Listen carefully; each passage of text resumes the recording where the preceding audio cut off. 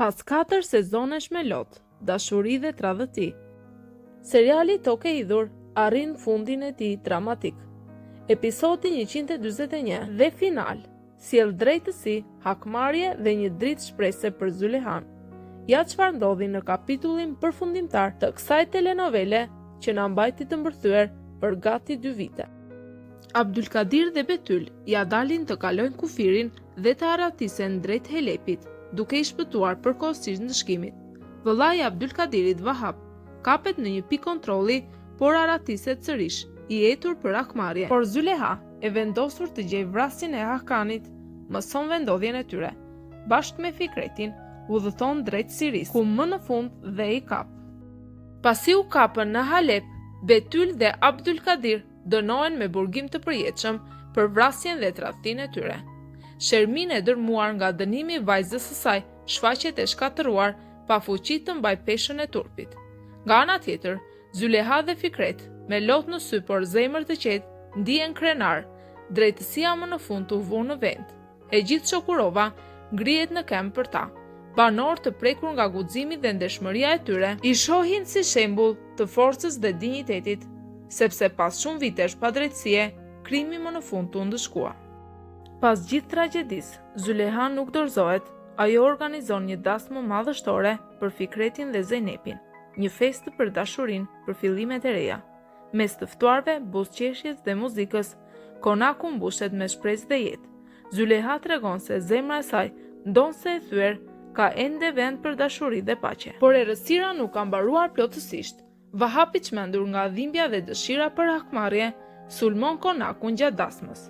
Me bomba të lidhura në trup, ai kërcënon të shkatërrojë gjithçka. Në sekondat e fundit, tensioni arrin kulmin. Por në një moment kritik, një punëtor i fermës me sy të mprehtë dallon diçka të çuditshme. Ai guxon të afrohet dhe zbulon se bombat janë të rreme. Nuk janë gjë tjetër veçse një mashtrim i Vahap. Të gjithë të ftuarit shpëtojnë pas një incident.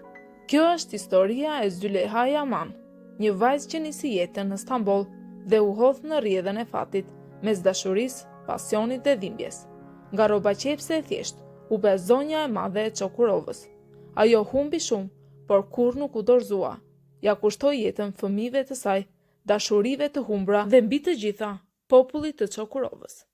Ajo deri në moshën 72 vjeçare ende menaxhon fermën e saj si një simbol i forcës femërore, durimit dhe nderit. Leila Yaman e trashëgoi forcën dhe zgjuarsinë e nënës, por ashtu si baba i saj, Demir Yaman, ajo studioi inxhinieri mekanike në Berlin, por nuk zgjodhi të largohet. Ajo u kthye në Çokurov dhe u martua me Mustafaj. Më vonë Leila mori drejtimin e kompanisë Yaman, duke e çuar përpara me sukses dhe ndershmëri. Ajo pati një djalë dhe e quajti atë Demir. Fikret Fekeli, tashmë 74 vjeç, vendosi të largohet nga biznesi dhe t'i jap vetes pak qetësi. Ai dha dorëheqjen nga kompania dhe ja dorëzoi gjithçka djalit të tij, Kerem Aliut. Fikret dhe Zeynep sollën në jetë një vajzë, të cilën e quajtën Myzhgan, në nder të dashurisë së parë të tij. Kerem Ali dhe Myzhgan, duke ndjekur gjurmët e familjes, vendosën të bëjnë historinë e tyre. Ata morën fabrikën e pambukut që kishte ndërtuar gjyshi i tyre vite më parë dhe e shndruan në një fabrikë të madhe tekstili. Çetin, miku besnik dhe shoku i ngushtë i Fikretit, ishte gjithmonë pranë tij. Në çdo betejë, në çdo gëzim e dhimbje, për vite me radhë, ai nuk mundi të harroj dashurinë e tij për Gülten, por jeta i dha një mundësi të dytë. Më vonë njohu një mësuese të ëmbël, Aishen, dhe u martuan. Bashkë sollën në jetë një vajzë, të cilën e quajtën Gülten. Kerem Ali dhe Myzhgan, duke njohur sakrificat dhe besnikërinë e tij, e nderuan Çetinin duke e emëruar kryetar të bordit të kompanisë. Ata nuk e lanë kurrë të dalë në pension, sepse për ta, ai ishte më shumë se mik i babait, ai ishte një familje. Edhe Gafur, pas gjithë vuajtjeve dhe gabimeve të së shkuarës, e gjeti paqen. Ai u martua me Gulsum në fund të kësaj vere dhe ishin më të lumtur se kurrë. Djalin e saj, Mehmet Aliun, e deshi si të ishte biri i tij. Mehmet Ali u bë një arkitekt i suksesshëm, ndërtoi ura dhe shkolla në Çokurov, por mbi të gjitha, ndërtoi një shtëpi të bukur për prindrit e tij. Fatkeqësisht, në moshën 77 vjeç, Gafuri ndroi jetë. por la pas kujtime të paharrueshme. Ndërkohë Zum, vajza që Zyleha e rriti me dashuri, ndoqi ëndrat e saj. Studioi mjeksi dhe u diplomua si studentja më e mirë në fakultetin e mjekësisë Çapa. Me bursën Hynker Yaman, ajo shkoi në SBA dhe përfundoi specializimin atje. Sot u Zumës shefe e klinikës së pediatrisë në një spital shtetëror në Chicago. Lutfie Duman, gruaja që sfidoi padrejtësinë dhe mbrojti gjithmonë të drejtën, për 2 mandate radhazi, u zgjodh kryetare bashkie në Adana.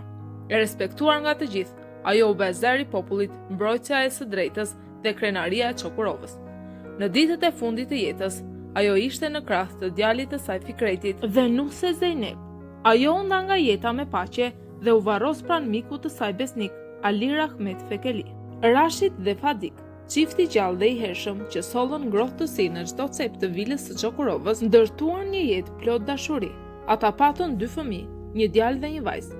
Kenan, djali i tyre, u bë oficer, duke ndjekur rrugën e nderit dhe disiplinës, ndërsa vajza e tyre Filiz është një nga avokatet më të mira në Çokurov.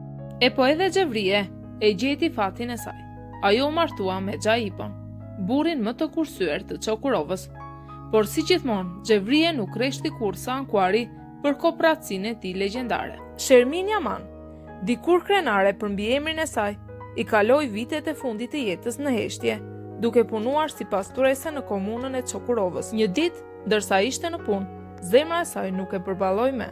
Ajo ndroi jetë pas një ataku në zemër, pa zhurmë, pa lavdi, vetëm në hijen e një të kaluare që nuk u rikthye me. Një fund i trisht që la pas vetëm kujtimet e një gruaje që dikur ndëroi të ishte zonjë. Pas 24 vitesh burg, Betyl u lirua, por Çokurova nuk e priti me.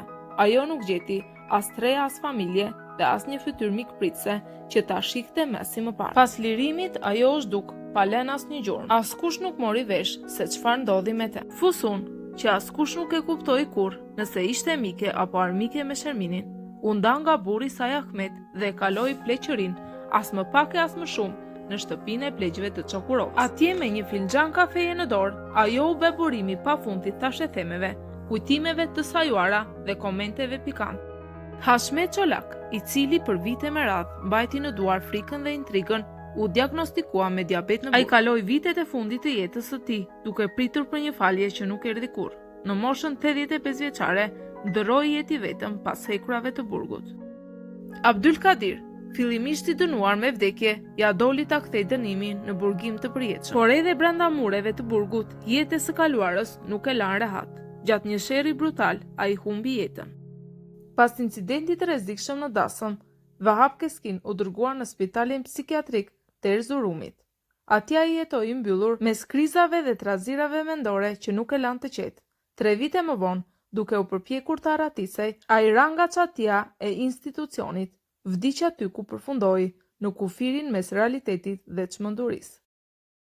Hazize, gjyshja e madhe e familjes, jetoi më gjatë se të gjithë. Në vitet e fundit të jetës, ajo dha një intervistë për stërnipin e saj, Ardan Yaman, ku i tregoi për dashurinë e saj të paharruar, Abdi Pashajn. Ajo ndërroi jetë në rezidencën e Yamanëve, vendi që e deshi më shumë, duke lënë pas një histori të gjallë që u trashëgua brez pas brezi. Yilmaz Ardan Yaman, i cili studioi për kinema në Angli, nisi karrierën e tij duke regjistruar një film që fitoi çmimin si filmi më i mirë. Ky film u krijua në nder të nënës së tij, Zyleha Yaman, për zonjën më të madhe të Çokurovës. Ai solli në ekranin e madh forcën e gruas që udhëheqi këtë vend.